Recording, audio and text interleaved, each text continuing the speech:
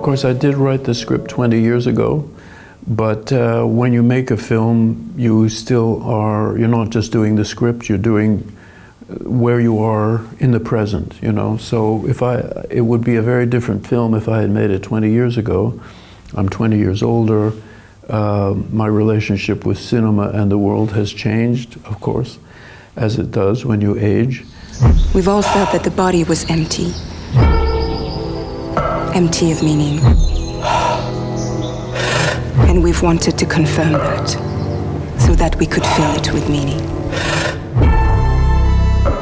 A basic part of Crimes of the Future is the metaphor that an artist is giving you the inside of himself or herself, giving you the essence, making himself very vulnerable in order to express the things that are usually not expressed, which I think is partly the function of art in general.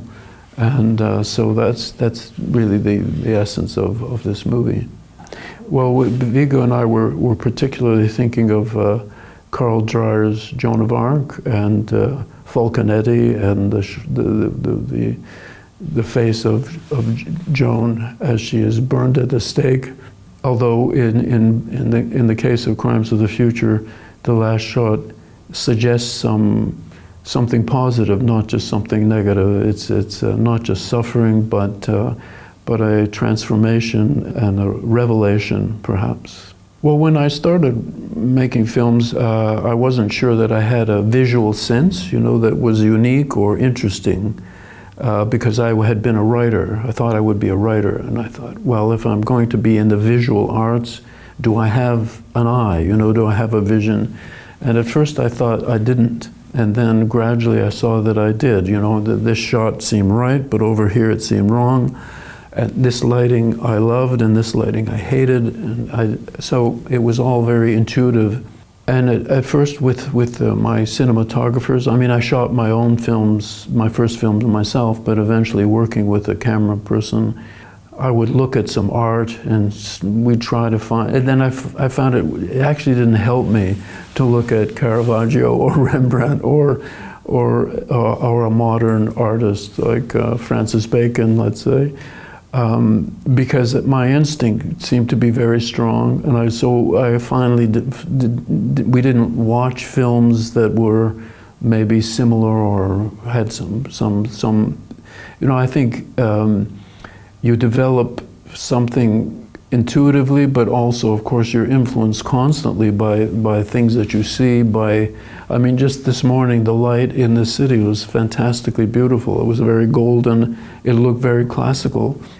So you develop a visual sense yourself, ultimately.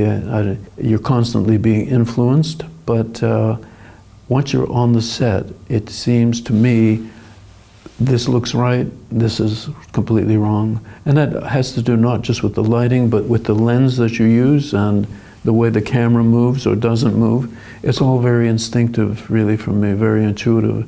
And strangely, it's not strange to me, but to an audience that's never been on a film set, it also has to do with the actors, you know, how they move, how they use their faces, and how they move in and out of light and so on.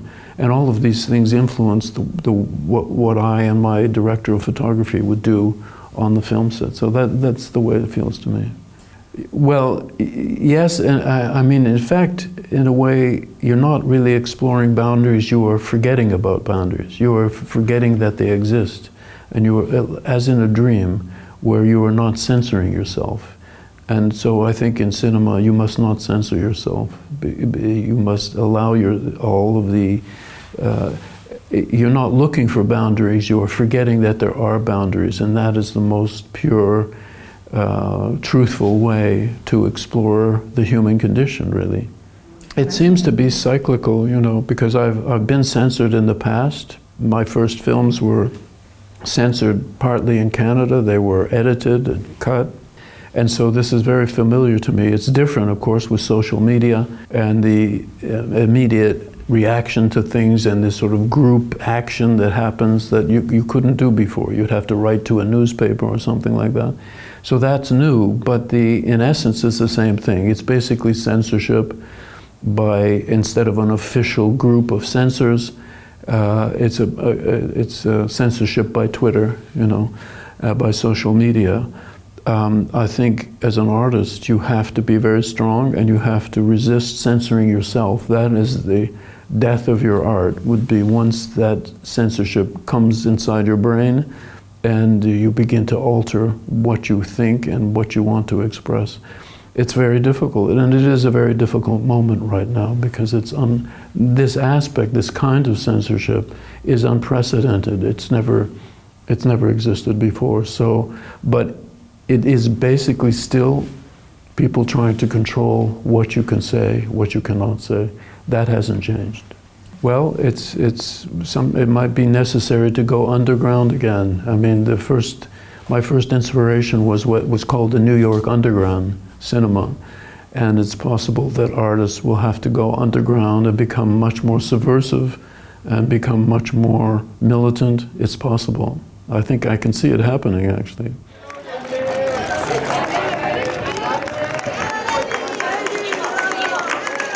Well, we ate very late, and I don't usually eat that late after midnight, so it was a very late night. But of course, it was very full of adrenaline because it was a wonderful reception I had by the audience in a very beautiful theater.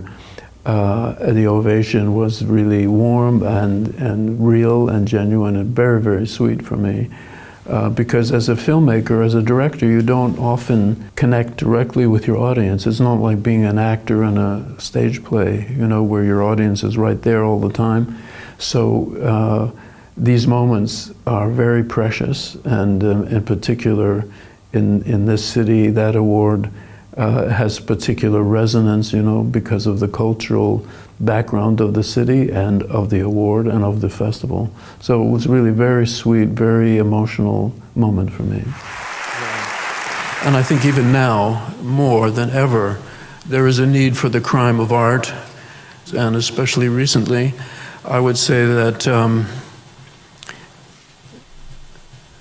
vive el cinema criminal. Thank you. Thank you for this. Thank you.